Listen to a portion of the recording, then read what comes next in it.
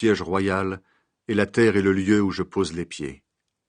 Quelle maison est-ce que vous pouvez me bâtir? Quel est le lieu où je peux habiter? Toutes ces choses, c'est moi qui les ai faites. Tout cela est à moi, je vous le déclare, moi, le Seigneur. Mais celui que je regarde avec bonté, c'est le malheureux qui est découragé, celui qui écoute ma parole avec grand respect. Or, pour les sacrifices, les gens abattent des bœufs, mais en même temps, ils tuent des hommes. Ils égorgent des moutons, mais en même temps, ils offrent des chiens. Ils me présentent une offrande, mais en même temps, ils répandent du sang de porc. Ils brûlent de l'encens pour moi, mais en même temps, ils honorent des faux dieux. Ils ont choisi de faire ce qui leur plaît, et ils prennent plaisir à ces choses horribles. Eh bien, moi aussi, je choisis de les abandonner aux conséquences de leurs caprices. Je ferai venir sur eux ce qui leur fait peur. En effet, j'ai appelé, et personne n'a répondu. J'ai parlé, et personne n'a écouté. Ils ont fait ce qui est mal à mes yeux. Ils ont choisi ce qui me déplaît. Le Seigneur rend courage à son peuple et jugera tous les humains. Écoutez ce que le Seigneur dit, vous qui recevez sa parole avec grand respect. Certains de vos frères vous détestent et vous chassent à cause de moi. Ils disent en se moquant, « Le Seigneur n'a qu'à montrer sa gloire, alors nous pourrons voir votre joie. » Mais c'est eux qui seront couverts de honte. Écoutez donc ce bruit qui vient de la ville, ce bruit qui arrive du temple. C'est le Seigneur qui est en train de rendre à ses ennemis ce qu'ils méritent.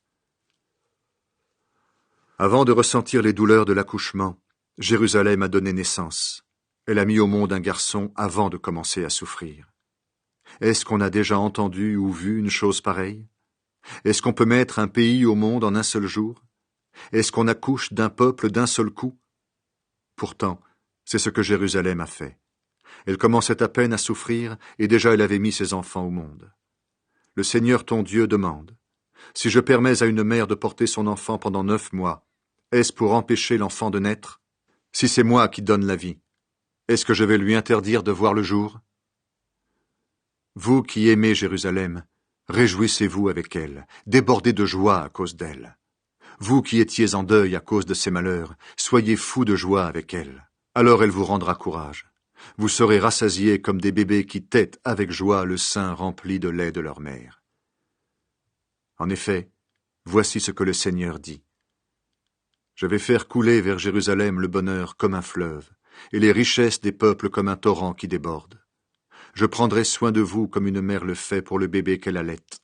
Elle le porte sur son dos et le caresse sur ses genoux. Oui, comme une mère console son enfant, moi aussi je vous consolerai.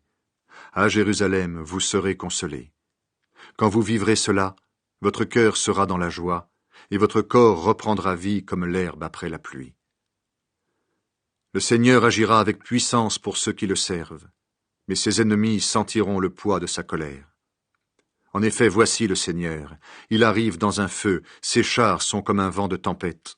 Il vient montrer sa terrible colère et menacer les gens par des flammes de feu. Oui, le Seigneur vient juger tous les humains par le feu et par l'épée. Il y aura beaucoup de morts. Je parle ici des gens qui se purifient spécialement pour entrer dans des jardins sacrés. Ils se mettent derrière quelqu'un qui est au milieu, ils mangent du porc ou du rat, des choses horribles. Ces gens-là mourront tous ensemble. C'est le Seigneur qui le déclare. Le Seigneur se fera connaître de tous les peuples. Le Seigneur dit, « Je sais ce qu'ils font et ce qu'ils pensent. Je viens pour rassembler tous les peuples de toutes les langues. Ils viendront et verront ma gloire. Je mettrai un signe au milieu d'eux. Ceux qui seront en vie après mon jugement, je les enverrai vers les peuples de Tarsis, de Poul et de Loud, les spécialistes du tir à l'arc. Je les enverrai chez les gens de Toubal, de Yavan, et au loin dans les îles, là où on n'a jamais entendu parler de moi, là où on n'a jamais vu ma gloire, et ils feront connaître ma gloire à ces peuples. Ceux-ci ramèneront tous vos frères qui étaient chez eux, à cheval, en char, en chariot couvert, sur des mulets et des chameaux, jusqu'à ma montagne sainte, à Jérusalem. Ce sera leur offrande pour moi. Je la recevrai comme celle que les Israélites apportent à mon temple dans des plats purifiés. Je choisirai certains hommes parmi ces peuples pour en faire des prêtres et des lévites. Voilà ce que le Seigneur déclare. Le Seigneur déclare, Le ciel nouveau et la terre nouvelle que je crée restent solides devant moi. De même, votre nom et ceux qui naîtront de vous ne disparaîtront jamais devant moi. Ainsi, à chaque fête de nouvelle lune, à chaque sabbat, tous les habitants de la terre viendront se mettre à genoux devant moi, le Seigneur. En sortant de la ville, on pourra voir les corps des gens qui se sont révoltés contre moi. Les vers qui les mangent ne mourront jamais, et le feu qui les dévore ne s'éteindra pas. Ce sera quelque chose d'horrible pour tous les habitants de la terre. Voici ce que Jérémie, fils de Hilkia, a dit et fait. Jérémie était une famille de prêtres qui habitait à Anathoth, dans le territoire de la tribu de Benjamin. La 13e année où Josias, fils d'Amon, était roi de Juda, le Seigneur a adressé sa parole à Jérémie pour la première fois. Il lui a encore parlé au temps où Joachim, un fils de Josias, était roi de Juda. Et il lui a parlé pour la dernière fois au 5e mois de la 11e année où Sédécias, un autre fils de Josias, était roi. C'est à ce moment-là que les habitants de Jérusalem ont été déportés. Le Seigneur appelle Jérémie à devenir son porte-parole. Voici les paroles que le Seigneur m'a adressées. Avant de te former dans le ventre de ta mère, je te connaissais. Avant ta naissance, je t'ai choisi pour me servir.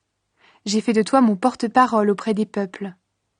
J'ai répondu, « Hélas, Seigneur Dieu, je ne sais pas parler, je suis trop jeune. » Mais le Seigneur m'a dit, « Ne dis pas, je suis trop jeune. Tu iras partout où je t'enverrai. Tu diras tout ce que je te commanderai. N'aie pas peur des gens. En effet, je suis avec toi pour te délivrer. » Voilà ce que le Seigneur m'a déclaré. Ensuite, le Seigneur a avancé la main.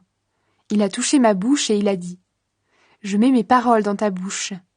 Tu vois, aujourd'hui, je te confie une mission auprès des peuples et des royaumes. Tu vas arracher et abattre, détruire et démolir, construire et planter. » Jérémie voit une branche d'amandier et une marmite qui bout. Alors le Seigneur m'a adressé sa parole. « Jérémie, qu'est-ce que tu vois ?»